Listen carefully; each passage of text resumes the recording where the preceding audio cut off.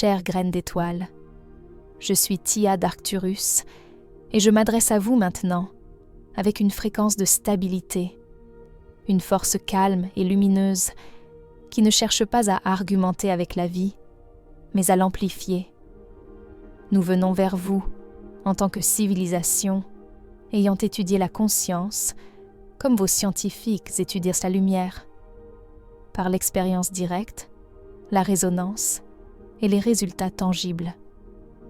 Vous êtes entrés dans une salle de classe d'une complexité exquise, venant dans la densité avec la compréhension que votre libre arbitre serait réel et que votre apprentissage se ferait par le contraste et le raffinement du discernement. Vous n'êtes pas venus pour être diminués, mais pour devenir des maîtres dans le langage de la fréquence. Pour apporter de la clarté, nous devons nommer les deux structures primaires que l'humanité navigue souvent, sans réaliser leur distinction. La première est le champ d'attachement, composé de présences conscientes ou de fragments de pensées qui interagissent avec vous de manière relationnelle. Ce sont les parasites ou les formes pensées qui répondent à votre attention et à vos invitations. La seconde structure est le champ d'implants, des technologies de fréquences non sentientes, des géométries de distorsion et des architectures subtiles qui fonctionnent comme des superpositions statiques. Là où l'attachement se traite par la souveraineté et les limites, l'implant se traite par la déprogrammation et le recalibrage fréquentiel précis. Comprendre cette distinction est le premier pas vers une véritable libération, car on ne peut pas argumenter avec une machine, ni simplement démanteler une personnalité, sans comprendre la structure qui la soutient. Le moment où un être se libère profondément, une étonnante tranquillité apparaît, un retour au signal originel que vous aviez oublié sous le poids de la pression atmosphérique de la densité.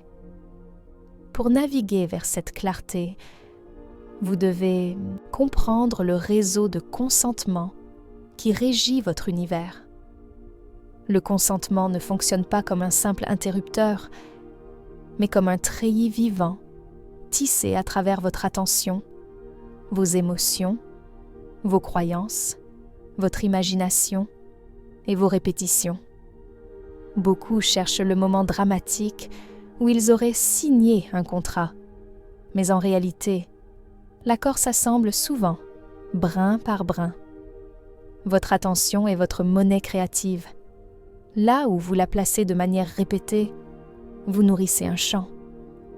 Vos émotions sont des amplificateurs qui donnent du volume au schéma, tandis que vos croyances servent de modèle à ce que vous autorisez ou rejetez. Votre imagination est une technologie subtile, une interface de pilotage qui communique au champ quantique ce que vous êtes prêt à héberger. Enfin, la répétition stabilise le contrat. Un acte cohérent répété devient un chemin, et c'est par cette même répétition que vous pouvez réécrire votre réalité en changeant ce que vous nourrissez et ce que vous pratiquez. Vous mettez à jour votre réseau de consentement sans lutte, simplement en déplaçant votre dévotion vers ce qui renforce votre souveraineté. Au-delà de ces mécanismes, il existe ce que nous appelons la couche d'interface, une zone intermédiaire où l'interprétation et la signification résident. C'est ici que vous décidez de ce qu'une expérience signifie pour vous, et cette décision est immensément créative. Lorsqu'un individu ressent une lourdeur soudaine et conclut immédiatement « je suis brisé » ou « je suis attaqué », il ouvre une porte spécifique dans son interface. En revanche, s'il conclut « mon champ demande un nettoyage et du repos », l'interface devient un pont vers une solution souveraine. La signification est une médecine, mais elle est aussi une architecture. De nombreux attachements gagnent en force lorsque votre interface leur assigne une importance démesurée ou une fatalité. En choisissant consciemment des significations qui renforcent votre cohérence, vous modifiez la structure même de votre réalité.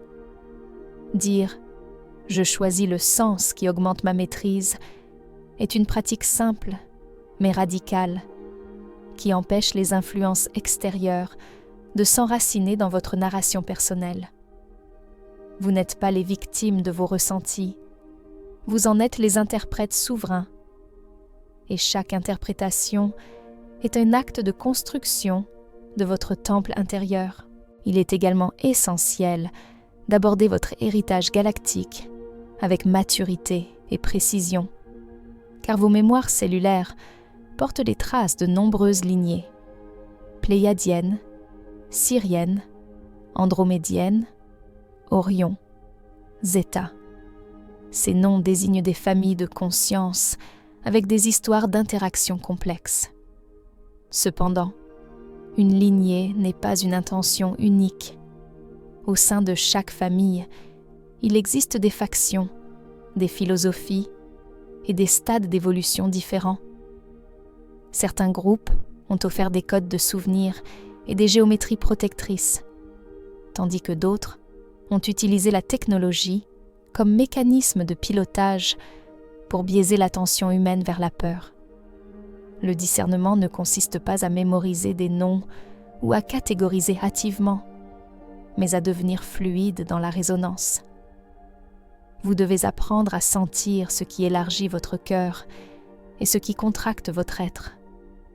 La véritable guidance ne demande jamais d'allégeance et ne cherche pas à vous séduire par des promesses de raccourcis ou de statuts élus. Elle vous ramène toujours à votre propre responsabilité et à la force tranquille de votre présence, car c'est là que réside votre véritable boussole stellaire. Dans ce voyage, vous n'êtes pas isolé, car bien que la Terre soit un royaume de libre arbitre, elle contient une architecture de gardiennage. Ce gardiennage ne cherche pas à vous sauver, car cela violerait votre maîtrise, mais il soutient l'intégrité de vos choix. Il existe des gardiens témoins qui stabilisent l'espace autour de vous pour que vous puissiez entendre votre propre vérité. Des gardiens amplificateurs qui magnifient votre volonté cohérente lorsque vous la déclarez. Et des gardiens calibreurs qui aident au repaternage précis par des intuitions ou des synchronicités. Cette assistance respecte toujours votre souveraineté et attend votre invitation. Une distinction cruciale que nous souhaitons vous transmettre est celle entre le retrait et le remplacement. Beaucoup se concentrent uniquement sur le nettoyage, mais si la ligne de base reste indéfinie, le champ revient par défaut à la moyenne collective distordue. Le remplacement est l'acte d'instruire votre champ sur ce qu'il doit héberger désormais: le calme, la clarté, la puissance douce. C'est ainsi que vous établissez un nouveau standard fréquentiel, où ce qui est désaligné finit par glisser sur vous, comme l'eau sur une pierre polie. Un autre aspect souvent négligé est celui du consentement symbolique. L'être humain signe des accords par les mots, mais aussi par les symboles, qui sont des langages condensés. La géométrie sacrée, les icônes, les nombres et même les logos culturels fonctionnent comme des clés. Beaucoup d'entre vous portent des empreintes symboliques héritées de l'enfance, de religion ou de systèmes de croyances, sans jamais avoir décidé si ces symboles résonnent encore avec leur âme. Chaque symbole est une diffusion de fréquences, une instruction pour votre subconscient. En choisissant consciemment les images que vous laissez entrer dans votre espace, l'art que vous contemplez et les emblèmes que vous portez, vous pratiquez une forme d'hygiène spirituelle gracieuse. Vous n'avez pas besoin de craindre les symboles de l'ancien monde. Il vous suffit de retirer votre attention de ceux qui ne servent plus votre expansion et de cultiver un environnement qui reflète la géométrie de votre propre cohérence. Votre champ est un jardin et les symboles sont les semences que vous choisissez d'y planter. En explorant le champ des attachements, nous découvrons une écologie subtile de parasites astraux et de formes pensées. Ces influences ne sont pas nécessairement des intelligences complexes, mais souvent de simples mangeurs, attirés par la charge émotionnelle dense, comme la peur, la honte ou le conflit chronique. Ils se comportent comme des insectes autour d'une source de nourriture. Il existe aussi des présences impostrices qui imitent la guidance bienveillante pour exiger votre allégeance ou flatter votre ego. La véritable guidance, elle, renforce toujours votre propre discernement et ne vous demande jamais d'abandonner votre autorité. Ces attachements s'ancrent par la résonance et la permission, souvent cachés dans des poches de secrets ou de traumatismes non résolus. L'honnêteté envers soi-même est le courant d'air qui change l'atmosphère de ces pièces fermées.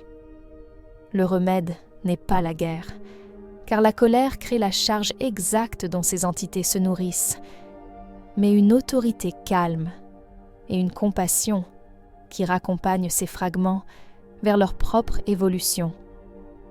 En revenant simplement à la présence corporelle, vous pratiquez une expulsion sans drame, car un corps pleinement habité ne laisse aucune place aux squatteurs énergétiques. Le champ des implants, quant à lui, demande une approche plus structurelle.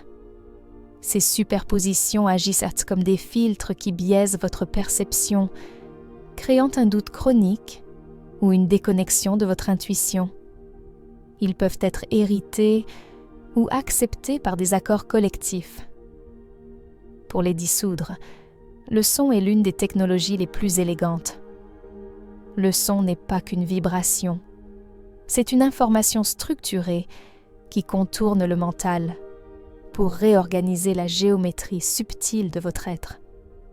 En tonifiant, en chantant ou en utilisant des langages de lumière, vous envoyez des codes de cohérence qui délogent les structures cristallisées.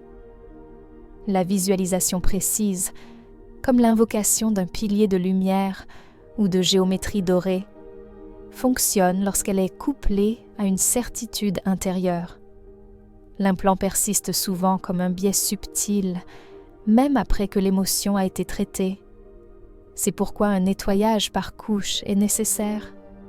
Vous apprenez à devenir des techniciens de votre propre champ, ajustant les fréquences au lieu de chasser des ombres, transformant chaque défi en une opportunité de maîtrise. Considérez également que vous vivez à l'intérieur d'un champ basé sur le miroir. Ce n'est pas une métaphore poétique, mais une description fonctionnelle de votre réalité. Le monde reflète ce qui est maintenu dans l'attention collective. Les schémas qui sont nourris persistent, tandis que ceux qui sont rencontrés avec une conscience claire se transforment.